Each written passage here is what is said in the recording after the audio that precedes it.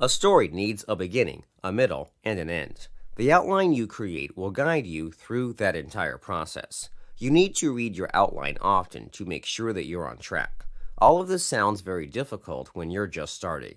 It won't be so difficult once you've written a few books. It won't be long before referencing your outline seems like second nature.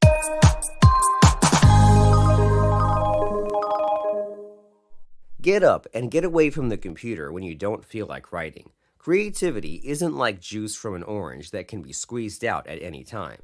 Your writing will suck big time if you force the words to come out. The mistake writers often make is that they think how they feel doesn't matter.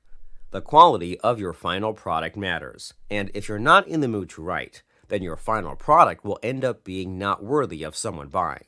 If you're the type of writer who writes several drafts, then maybe you can keep on going. The second or third draft will always be much better than the first, though many ebook writers only write one draft, and then it's off to the market.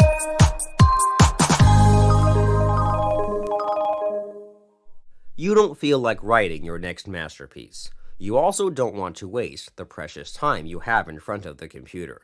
Research is a big part of writing an ebook, and you may still have some that needs to be done. If so, do your research instead of writing, at least by going this route. You won't end up wasting your time. You can find yourself drifting off and visiting other sites if you're super bored.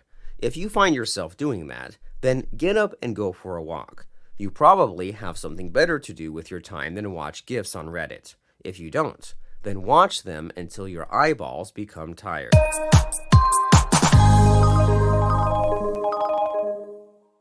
How many times have you sat looking at the blank white screen of your word processor? Some writers spend more time looking at the screen than they do writing. As the years go on, you will get better at being able to write on demand. It's a skill that you will develop over time. The reason you can't do that now is that you don't have the discipline. It takes quite a bit of strength to be able to focus yourself on something that you don't want to be doing. That strength comes from years and years of looking at a blank screen and learning how to spark creativity from within.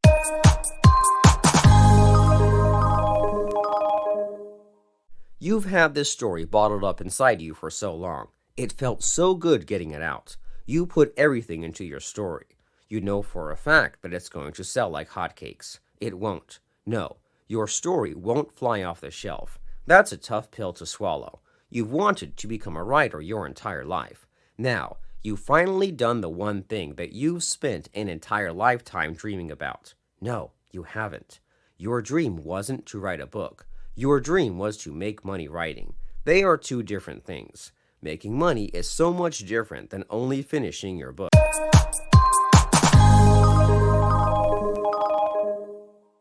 You're not going to make a ton of money overnight. You may make nothing at all. If this is your first or second book, then you've got to be ready for this. It doesn't matter how good of a writer you are. No one knows who you are. You have no idea how to optimize your page, so people find it. Some people aren't very good at writing who make tons of money selling their books. A big part of the reason is that they understand things like keywords and how search engines work. Amazon is one of the biggest search engines on the internet, and you've got to learn how it works so that your books are listed on the first page.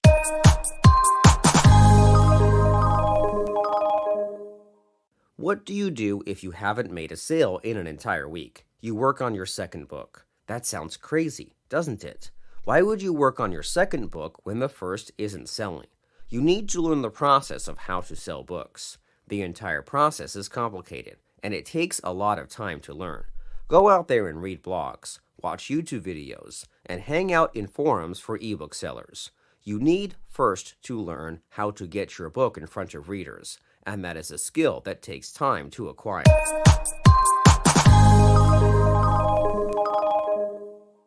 You've done everything you could to finish your book. You have the best book cover money can buy. Your Amazon page looks great, and so does your book's description. All of that stuff couldn't have been done any better. You're not making any money. No one is buying your book. Why is that? It's because you're doing little to nothing to promote your book. It's not good enough to have a great book and cover. You must get out there on the internet and promote your book.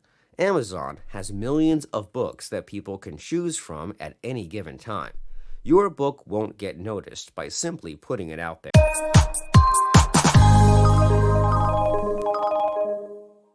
You need to think like an affiliate marketer now. What are the best places for you to promote your book? That's the question you have to ask yourself. Those places may include Reddit, podcasts, and guest posting. Social media works, and so does buying solo ads and emails. You have to do your own promotion to start getting sales. Amazon will rank your book higher once it gets sales, but for the first few weeks, it's going to be up to you. It may even take a few months before you see any money start to come in. Promotion takes time, and you're not going to be able to push a button and make sales right away. If you think that, then now is the time to get that idea out of your head.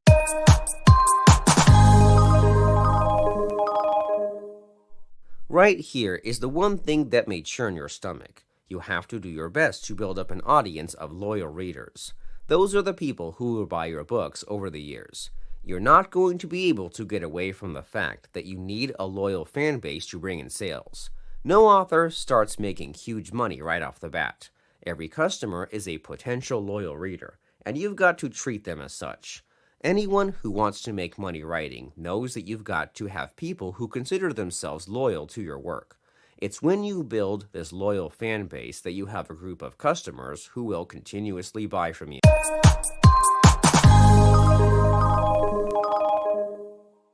At first glance, it sounds odd to create a YouTube channel to sell ebooks. Many authors are currently using YouTube as a means of reaching out to new audiences.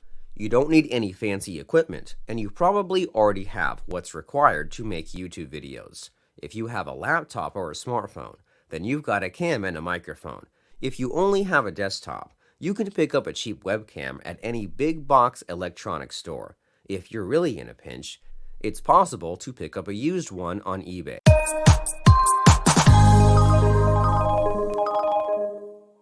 Your readers want to get to know you as a person. Your videos allow that to happen. The people who buy your books wish to connect with you on a much deeper level.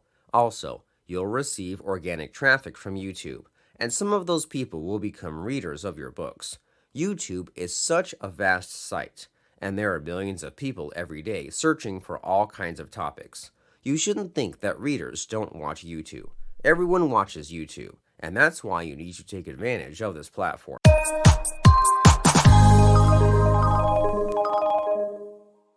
YouTube allows you to have a live stream that's broadcast on the internet. People can come into the stream and talk with you. They will ask you questions via chat, and you can answer them. You should have these live chats at least once a week. They will help you create a bond between you and your readers. You will also get more readers this way, as your stream will show up in search results.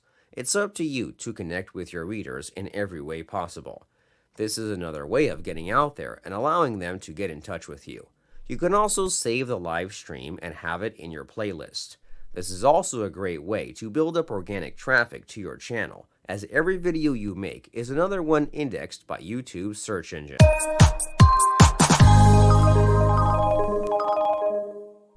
How do you know what customers expect when buying an ebook in your niche? You know what they expect by reading the same books as they do. Your readers are your customers, and it's up to you to do whatever you can to satisfy their needs. You have to think of this as a business, and the other writers as your competitors. It's an odd way of thinking about things, since, in your mind, your books are more like works of art, but you're competing for the same customers as other writers are. People have a limited amount of financial resources, and they will only buy a certain amount of books every year. It's your job to make sure that they're choosing your books over someone else's.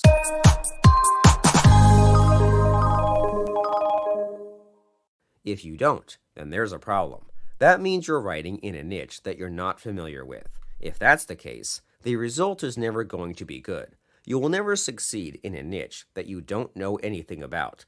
It's okay if you're venturing off into a niche that you're interested in, but are still learning about. If that's the case, then it's only a matter of you reading as many books as possible. If you don't have the money to buy ebooks, then start by borrowing books in your niche at your local library. They will give you a general idea of what buyers in your niche expect. But you will want to, down the line, read ebooks that are only published online. Those are what your customers are reading, and so should you.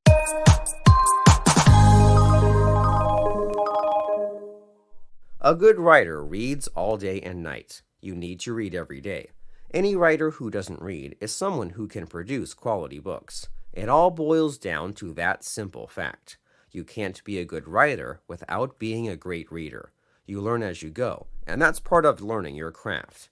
You learn how to be a good cook by tasting the cooking of others.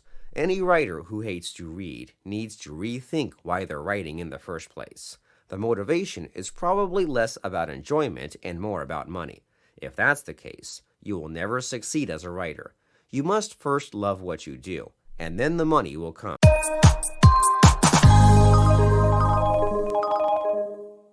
Charging top dollar for your books is out of the question if you're a new author. You should consider charging either the same or even a little less than your competitors. Many people shop with their pocketbook, and they will skip books that are priced too high. New authors shouldn't be too concerned about making money in the beginning. Your main concern at this point is to learn the process of writing and selling books. It might even be a good idea to offer your books as cheap as the platform will allow it. Primarily, your goal, in the beginning, is to get readers. Having a focus on getting readers over money will help you become profitable in the years to come.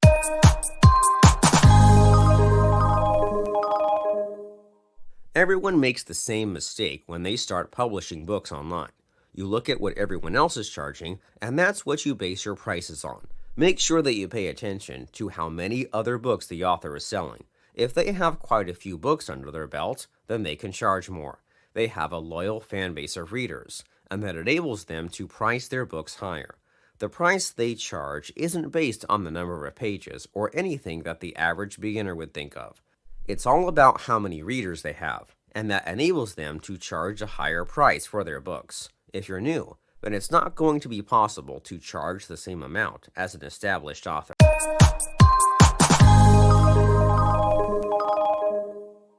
Sites like Amazon allow you to change the prices of your books anytime you want. Nothing is stopping you from raising your prices once you have a few thousand loyal readers, though you might want to keep your older books priced lower than your newer ones. Why? Sometimes readers will check out your other books and start with the ones that are the cheapest. It might be a good idea to keep your earlier works on the cheap side and make your new releases more expensive.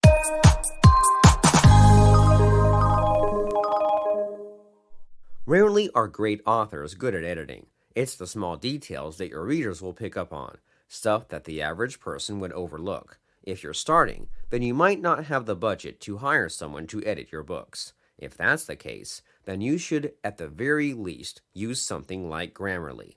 It's also a good idea to throw your finished work in there anyway to give it a quick edit before sending it off to the editor. You'll save yourself a little money by having Grammarly pick up the errors. Grammarly isn't perfect, and it won't catch everything, so you will still need to hire someone to go through your work with a fine-tooth comb.